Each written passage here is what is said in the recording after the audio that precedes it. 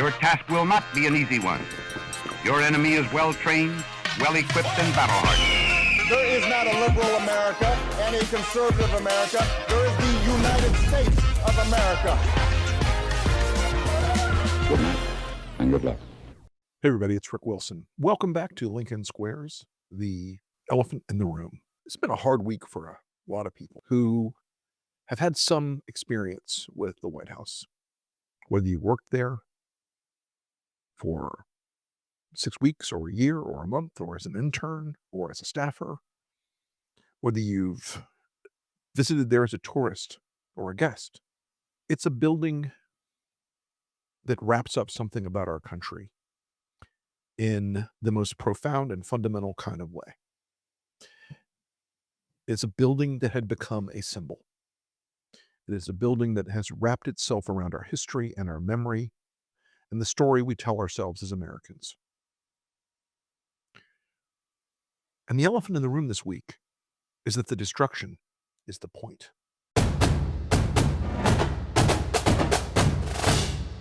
Donald Trump is not just tearing down the east wing of the White House to build a ballroom, although we will speak of that in a moment. Donald Trump is tearing down the east wing of the White House to destroy something he hates.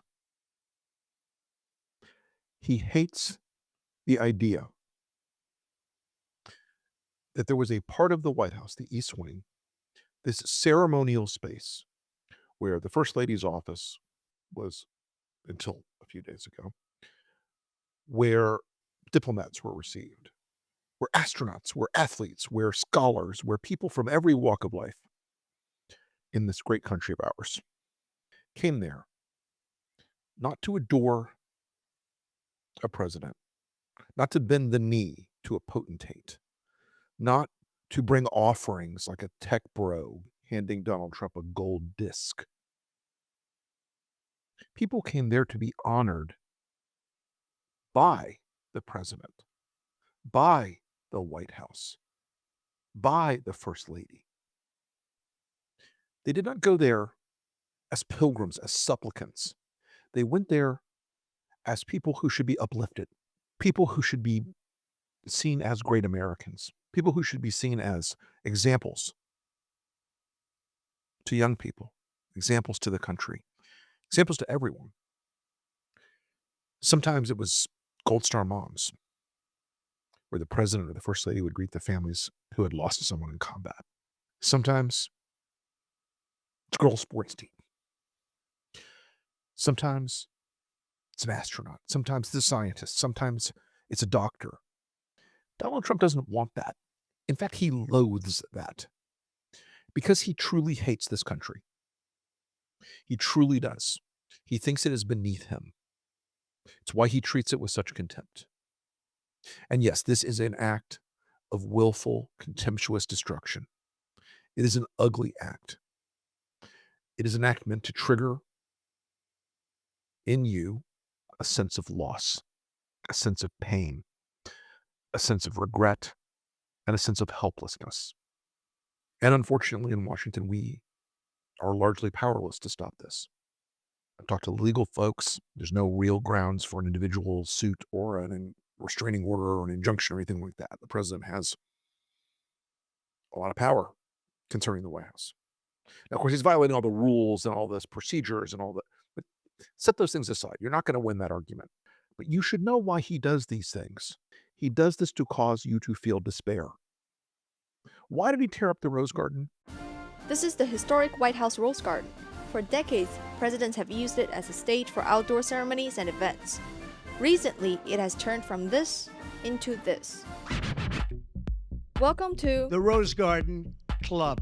President Trump has hosted private dinners here, featuring cabinet officials, a new stone patio, meals from the White House chef, and maybe even a playlist personally curated by Trump himself. He has rebranded the garden into what looks like a taxpayer-supported version of the Mar-a-Lago patio at his Florida resort. And good luck scoring an invite. So far, the guest list has been limited to Trump's political allies and administration staff. Yes, part of it was that he wanted a disco patio like Mar-a-Lago, so he could go out and spin ABBA tunes to the assembled lobbyists and goons that frequent that area. But he really did it because he knew it would hurt. He knew that it was excising a piece of the history of the White House. He knew it was going to eliminate a space, a context that had existed in the minds of every American forever. He understood that because he is an arsonist. He is a terrorist. He is a force of destruction in our civic life. Now, look, we're a decade into this. I've been doing this a very long time now. I've gotten older and balder, and my beard's gotten whiter while trying to explain to America the danger this man has posed from the very beginning. If you believe this is the end of the destruction, you are mistaken. If you believe there's not an ideological component to the destruction, you are mistaken. I think that he enjoys the idea that he's going to tear out history and rewrite it as his own. This is the authoritarian playbook writ large. We have always been at war with East Asia. And I've seen a lot of folks on the conservative side of the fence, the Trump side of the fence, let's be honest, defending this. You had David Marcus, Miranda Devine, National Review, a bunch of these right-wing wannabe, writers and commentators. Oh no, this is reverence to the White House. This is love of the White House. This is just what Truman did.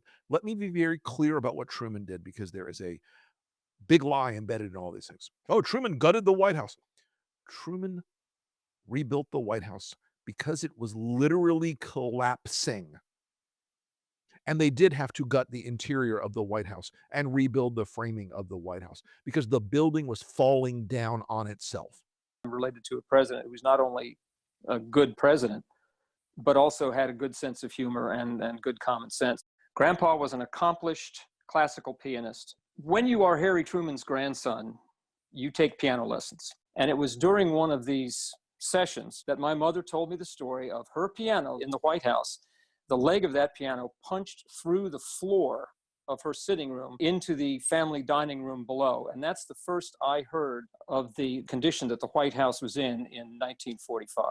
During a recital by the pianist Eugene Liszt in the East Room, engineers came to my grandfather and said that the chandelier, that 1,800-pound chandelier, was hanging by a thread and could let go at any moment.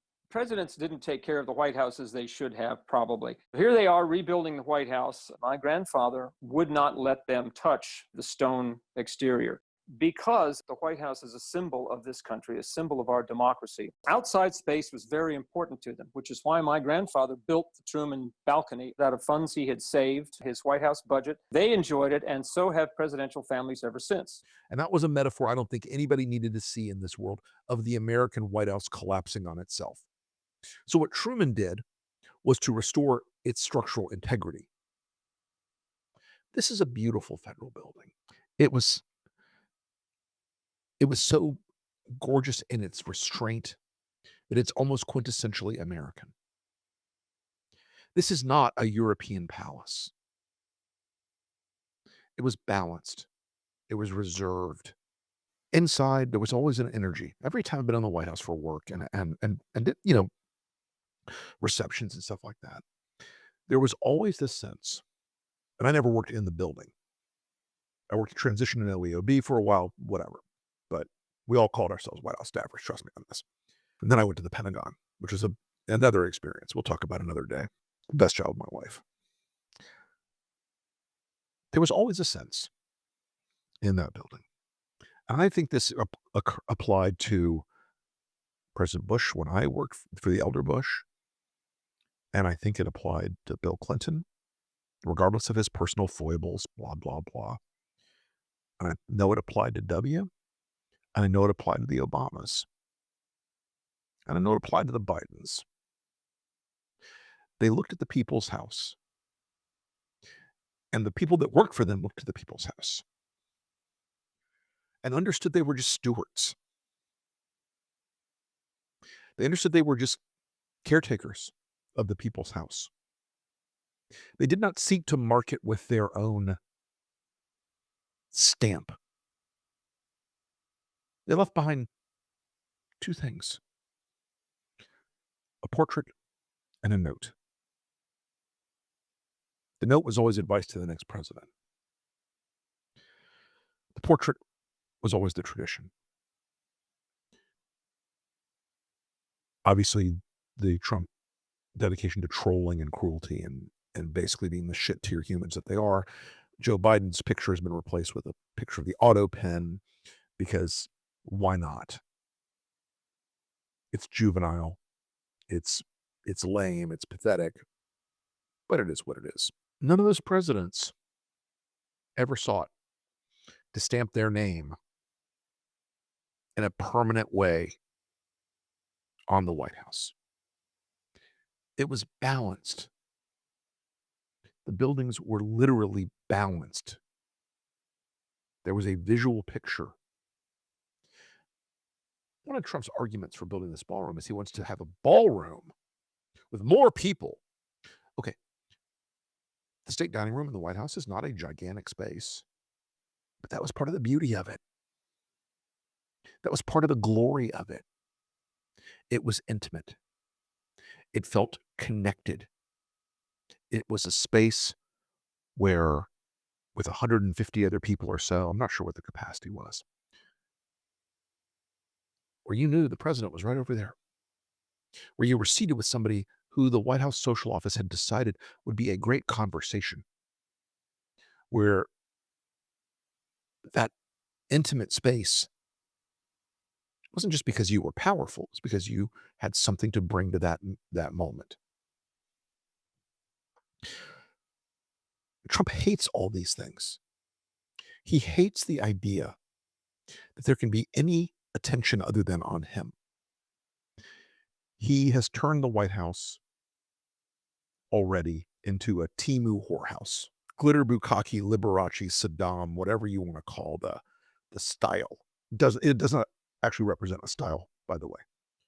It's just random vulgarity. And this building, this 90,000 square foot carbuncle, which will be almost twice as big as the White House at 55,000 square feet, is going to be a visual horror. It is going to be hideous. It is going to be a loathsome, cheap piece of trash. And I'll tell you why. Because he just wants more square footage to jam the bodies in of the people that he wants to extract money from. That's all this is. That's all this is. This is a truly, deeply repulsive display of Donald Trump wanting a room in which to have his ego fellated one more time. I want to go back for a second about the emotions of this moment, because I've had them all, as most of you have too. Anger, sadness, tears. And I know that that is the set of emotions they hoped to induce. They want you to watch history being torn apart and cry about it and suffer for it. They want you to feel that despair and that sense that this can never be overcome and never be undone. And no, you know what? We're never going to put that building back in place. Not exactly.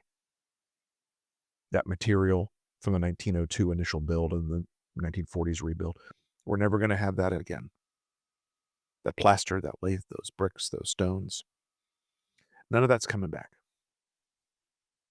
But I do want to tell you something that I am a believer in at a deeply fundamental level now. Trump will be gone someday.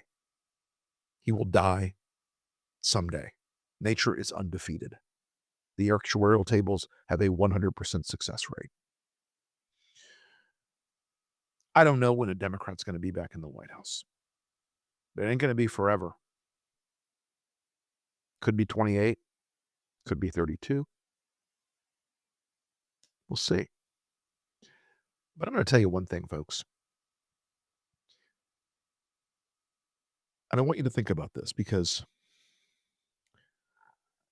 I've been reading a lot lately about periods where countries go through a restoration. and they are never easy. But when a restoration occurs in a nation or an institution, a part of it is that you have to denazify. You have to unsovietize. You have to return things to a balance. And I know this is going to be a lot of MAGA folks go, "Oh, you're triggered." Folks, I want you to imagine that day that's going to come someday where the shoe is going to be on the other foot. And I'm going to try to talk you through this part without getting emotional, because I am emotional about this. I freely admit it. I'm a man with emotions. I have them.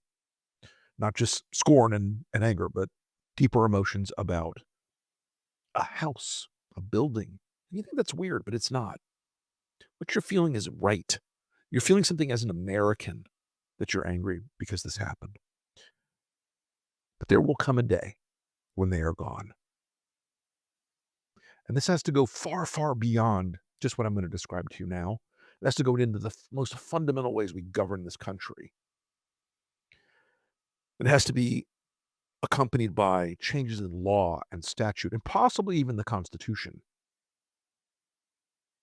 to reflect the damage that must be undone. But the next Democratic president who takes that oath of office on that cold January day,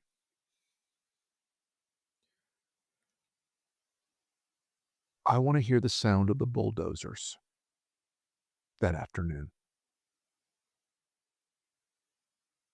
I want to hear the sound of the bulldozers tearing down this whorehouse that he has built on the White House grounds. That's what it is. It's a whorehouse. He is being paid money to do favors for billionaires and lobbyists and the wealthiest people in this country. He's being paid money in that room. Some of them are kicking in part of the value of that room.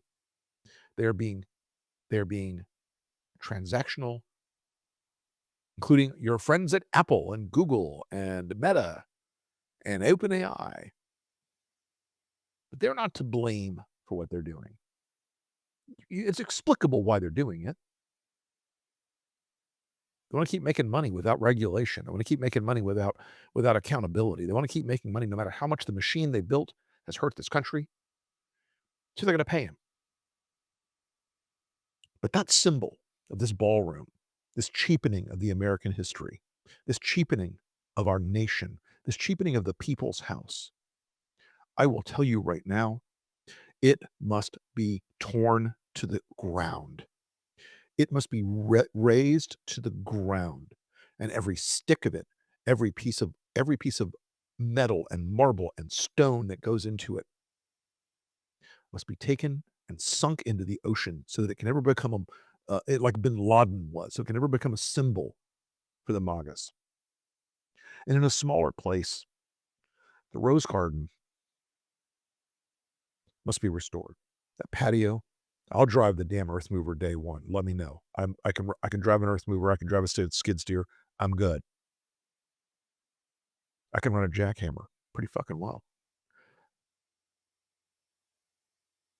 That patio, one more symbol of his corruption, his arrogance, his ego, his loathsome desire to have everyone there worshiping and bowing to him in the most unpresidential way imaginable. That too must be torn from the ground. It must be ripped from the earth. Every stone of it must be crushed to gravel and sunk into the ocean. Because it is another symbol of corruption. It is another symbol of his evil. It is another symbol of the fact that this man has no respect for America, no respect for its traditions, no respect for its history. And again, when I say they must be destroyed, that those things must be removed and ripped apart, I'm saying that because we must send a signal to America when the era of Trump is over, that it is over. We must send a signal to the people of America when Trump is gone, that no element of his legacy will be remaining in a place of honor. The Trump official portrait will be placed in the White House basement in a fucking closet. And you think, oh, that's just some kind of pettiness he just... No, it is not. It is not. Donald Trump has caused more harm to this nation in our honor and our image, in our system of government, and our way of life, in the rights of the people of this country than any president in the history of the United States. And so his legacies in every way must be dismantled and destroyed. Everything Trump touches dies is a rule that I made up almost flippantly. And now, unfortunately, it is far, far too true. But we have a choice when he is gone, and he will be gone someday, folks. And I know you may think, oh, well, why would we want to not unify the country? Oh, the Republicans would be so mad if we did that. I want you to try to hold on to the memory of how they have behaved toward this country and in service to Donald Trump. They have laid waste to this economy. They have laid waste to the dreams of millions of Americans. They have laid waste to our rights. They have laid waste to the idea that America was a shining city on the hill. They are the most fundamentally radical government in history of this nation. It is a radical form of evil. And its markers and its symbols must be destroyed. You don't see 30-foot statues of Adolf Hitler up in Berlin for a reason. As messy as it was when the statues of Saddam came down, it spelled the end of an era of a dictator. And those things that follow, they can be messy, they can be shitty, they can be terrible. They can lead to outcomes you don't expect and outcomes you don't love. But the choice between leaving a dictator's legacy and image in place and purging that legacy and image is an easy one. And so, yes, the day that Democratic president takes office, I want Republicans and the MAGA people in the world to be screaming and wailing and crying and full of despair and feeling like the world that they tried to build has been destroyed, because we must destroy the thing they are trying to build. Because they are not trying to build anything that honors America's values. They are not trying to build anything that honors America's Constitution. They are not trying to build anything that honors the sacrifices of millions of people over 250 years to bend the arc of history to be the country we can and must be. They wanted to reverse all of that. Every day they are working to reverse all of that. Every day they tell every other American who's not one of their inner circle of their contempt and their loathing for them. And so I want them to feel that way.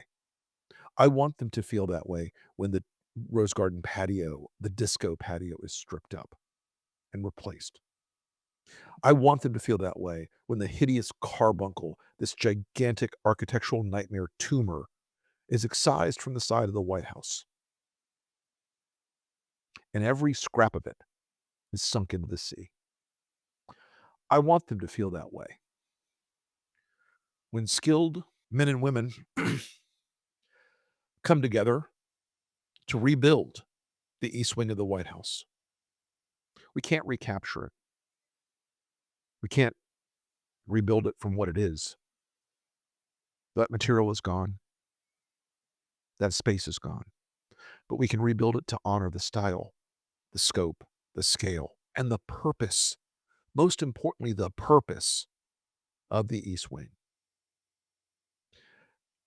I will tell you, I wrote a piece on Substack this week called The East Wing Obscenity. It's gotten tremendous traffic. People have been circulating all around. They did a piece on CNN about it. As former Republican strategist and White House aide Rick Wilson, admittedly no fan of the president, put it today, the wing became a geography of grace notes. The East Garden that would later be coaxed into elegance by Jacqueline Kennedy. The corridor where photographs line up like a roll call of American life. The rooms that belong to prior First Lady staffs, the keepers of continuity, the stewards of tone and memory. Well, tone and memory have been trumped by gaudy gold and the construction of a 90,000 square foot megastructure, nearly twice the size of the central mansion of the White House. It'll dwarf the size of the main part of the White House, which it is right next to. I'm very proud of it. I hope you'll read it. Because I want you to not just take from despair from this moment. I want you to take a lesson from this moment. I want you to understand that the destruction being the point of Trump, that the destruction being meant to harm the country, to harm the soul of who we are, to harm you, to fill you with dismay, to make you feel like nothing can be done, that you're hopeless, that nobody can stop him or control him. That is the elephant in the room in a lot of ways. But I also want you to hold in your hearts that these things can be undone. We will never put it back like it was. It will never come back to the historical resonance that it once had. But we can rebuild something after we remove the stain he has left on this White House. We can rebuild something that is beautiful, that honors America, that honors our history and our values. We can rebuild something that isn't marked by the ego of one evil man and his evil movement. We can rebuild something that sets their hearts into dismay. And we should. There's always a temptation with my Democratic friends when they take power. Well, we can all go back to normal now. We can all reconcile now. Everything can be back like it was. It cannot. It cannot. Remember, these are people who sent a mob to kill you. These are people who, without a single scintilla of anxiety or fear or regret or remorse or thought of consequence, are arresting American citizens in the street, tearing down historic buildings, running roughshod over the law, lying to the courts. You cannot accommodate that. You cannot leave that extant. When this is done, and it will be done someday, God willing, part of what you must do as elected officials and as American citizens and as people who give a damn about this country, part of what you must do is to wreak a terrible vengeance on the symbols and the objects and the people who did this to you. And by the way, this means that there do not get to be anybody in government. Doesn't get to be anybody in government after this who ever worked for Donald Trump. Even people who converted to civil service. They have to all go. Purges matter. If you leave sleeper agents behind, the virus will grow again. If you leave symbols like this horrifying, hideous contrivance he wants to build on the White House grounds, the virus will grow again. If you just nod and wink and go, oh, well, Stephen Miller's just at a think tank now, the virus will grow again. If you have states where they get federal money for their highways, and they named 10 highways after Charlie Kirk or Donald Trump or whatever the fuck it is. No, they don't. They don't get federal money. You have to play a harder game now, folks. I want this terrible vision of what happened to the White House to inspire you not to be sad, but to be cold. I wanted to inspire you to go after these people in the way they've gone after America. I wanted to inspire you to fight them in a way that makes them regret every moment that they bent their knee to Donald Trump and this hideous movement. I do not care about reconciliation with people who would tear down the White House. I do not care about reconciliation with people who send masked men in our streets to arrest American citizens without a warrant or a badge or a cause. I do not care about reconciliation with the petty children of the troll kingdom of Trump. They have understood something the Democrats have never understood, ever in my career, is that power is only real when you use it. Power is only real when you deploy it. Power is only real when you put it into action. There's no such thing as potential political energy. You either do it or you don't. What I'm suggesting today will cause a ruckus a couple years from now. It will cause a firestorm a couple years from now. But it is a firestorm you should crave. It is a firestorm you should desire. It is a firestorm that will be a cleansing fire. Because the marks of disgrace on this country that have been left by Donald Trump and left by his minions and left by his actions and left by his deeds and left by his cruelties, including tearing apart a sacred space in this country, the people's house, unless you are willing to purge the things that have caused it and to truly stand against it and to not fall into the trap of, oh, we can all sing Kumbaya now. It will happen again, and it will be worse and worse and worse. We can rebuild the White House, but it will take an act of major courage. But it's courage you should welcome. It's courage you should desire. It's courage you should demand from the next Democratic president. And that, my friends, is the elephant in the room. Hey, folks, thanks so much for listening to the elephant in the room today. I really appreciate it. You can catch me on the Lincoln Project podcast. You can also catch me on the Enemies List podcast. On Fridays, you can catch me streaming with Andrew Wilson, where we do Behind the Numbers every week, where we talk about where the polling is in the country. And the answer lately for Donald Trump and the Republicans is not bueno. You can also catch me on Tuesday nights on the strategy session, Thursday nights on the breakdown, and on every Monday I'm on with Molly Jong Fast. I'm also in the middle of writing a book, which I'm getting ready to turn in the first draft, which is good news. And we may add an episode here or there as we go forward. Anyway, folks, thanks again for listening. Appreciate all of you. Keep strong, keep the faith, and we're going to move forward together.